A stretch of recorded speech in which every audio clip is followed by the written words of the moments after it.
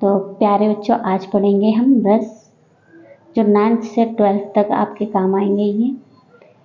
तो सबसे पहले क्या है, रस का अर्थ। आनंद होता है। रस के 4 अंग होते हैं: स्थायी भाव, विभाव, अनुभाव, संचारी भाव।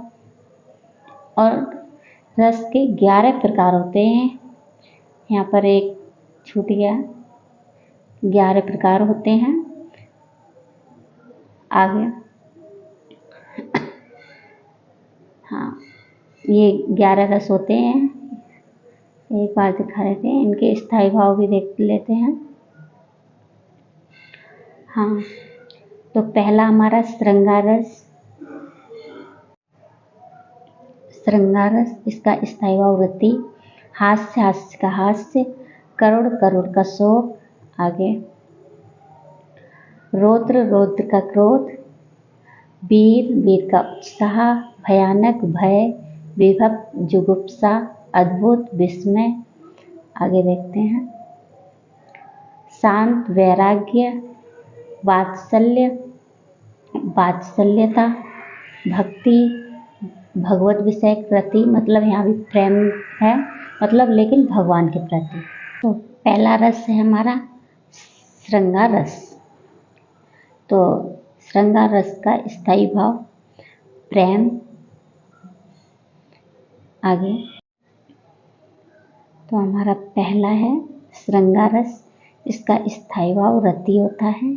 जब नायक नायिका के मन में, जब नायक और नायिका के मन में एक दूसरे के प्रति प्रेम, यहाँ प्रेम आएगा, प्रेम उत्पन्न होकर विभाव, अनुभाव, संचारी भाव के योग्य, आगे योग्य से स्थायी भाव रति जागृत हो, वहाँ श्रृंगार रस होता है। तो आगे है हमारे श्रृंगार रस के 2 भेद होते हैं। हमारे 11 जो रस होते हैं उनमें से एक है जो जिसके 2 भेद होते हैं, बाकी जो 10 बचते हैं उनके कोई भेद नहीं होते हैं। तो देखते हैं श्रृंगार रस के 2 भेद कौन कौन से हैं, संयोग और वियोग। पहला है हमारा संयोग श्रृंगार। जब नायक नायिका के प्रेम का वर्णन किया जाता है वहाँ संयोग श्रृंगार होता है। आगे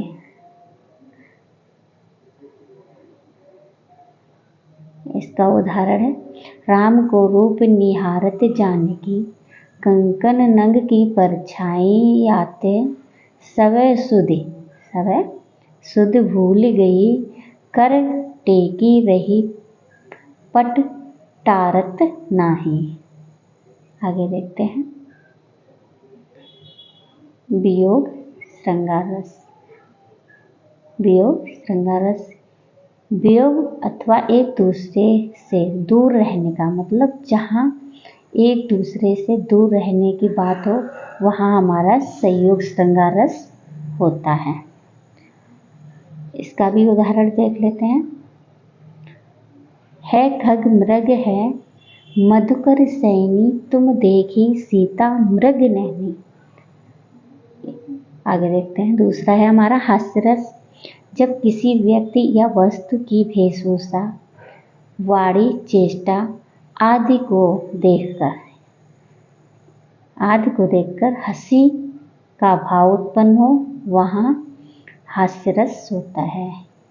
ठीक है, आगे देखते हैं। इसका भी उदाहरण, नाना बहाना नाना वेशा विहसे, शिव समाजा निज देखा। तो ये हमारा हास्य रस का स्थायी वो उदाहरण हो गया। आगे देखते हैं करुण रस।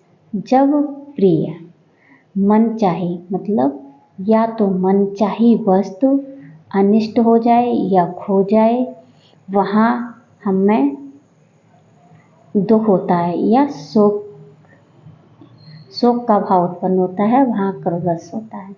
मतलब कोई भी वस्तु अपनी जो दूर हो जाए या अनिष्ट हो जाए, वहाँ दुख उत्पन्न हो वहाँ हमारा कर रस होता है। जैसे उदाहरण में देखें, ए मेरे वतन के लोगों, ये सबको पता होगा। तो इसमें क्या सा हमारा रस हो जाएगा, कर रस। ठीक है, आगे देखते हैं वीर रस। वीर रस में क्या है, युद्ध करने के लिए अथवा नीति धर्म आदि को मिटाने के लिए, जैसे कठिन कार्य, मतलब कोई भी कठिन कार्य करने के लिए जब मन में भाव उत्पन्न हो वहाँ वीर रस होता है। जैसे मैं सत्य कहता हूँ सखे, सुकुमार मत जानो मुझे, यमराज से भी युद्ध में प्रस्तुत सदा मानो मुझे। आगे देखते हैं रौद्ररस, विरोधी पक्षी की ओर से व्यक्ति, समाज, धर्म अथवा राष्ट्र की निंदा या अपमानित करने पर मन में उत्पन्न होने वाले क्रोध या रौद्र रस की उत्पत्ति होती है। मतलब क्या है, जब हमें कोई अपमानित करे तो क्या है, गुस्सा आती है, क्रोध बढ़ता है, तो वहाँ हमारा रौद्र रस होता है। उस काल मारे क्रोध के तन कांपने उसका लगा, मानो हवा के वेग से सोता हुआ सागर जगा। अगला है हमारा शांत रस। इसमें क्या है, संसारिक विषय भोग की मोह माया को छोड़कर जो वैराग्य को प्राप्त होता है वह शांत रस कहलाता है। मतलब संसारिक की मोह माया को छोड़ देता है, जो सन्यासी हो जाते हैं, जो बाबा बन जाते हैं, वहाँ हमारा शांत रस होता है। जैसे मन मस्त हुआ फिर क्यों डोले, हीरा पायो गांठ गठियो, बार बार बाको क्यों खोले। अगला देखते हैं, अगला है हमारा अद्भुत रस। अलौकिक या आश्चर्यजनक वस्तु, दृश्य या घटना देखकर या सुनकर मन में चकित होना अद्भुत रस कहलाता है। इसका भी उदाहरण देख लेते हैं। बिनु पद चले, बिनु पद चले बिन कान सुने, मतलब बिना पैर चले बिना कान सुने। ठीक है, बिना पैर चले और बिना कान सुने, बिनु कर्म करे और बिना कर्म करे, विधि नाना आनंद रहित सकल रस भोगी, बिनु वाणी वक्त बढ़ जोगी। ठीक है, आगे चलते हैं भयानक रस। इसमें क्या होता है,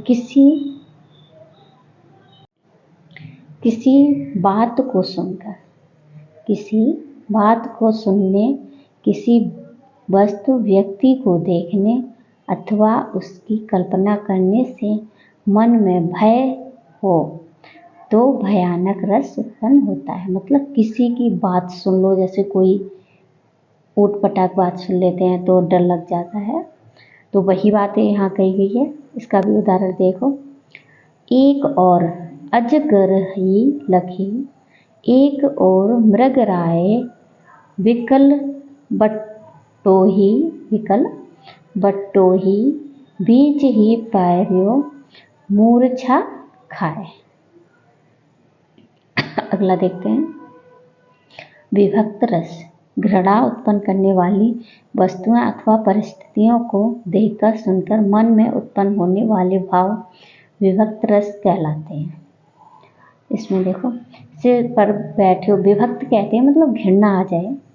आगे देखते हैं, सिर पर बैठो काग, आँख दो खात निकारत, मतलब आँख दो खात और निकारत, चीखत जीभे स्यार, आहित आनंद कर धरत, मतलब आनंद आता है, घिना रही है इसमें।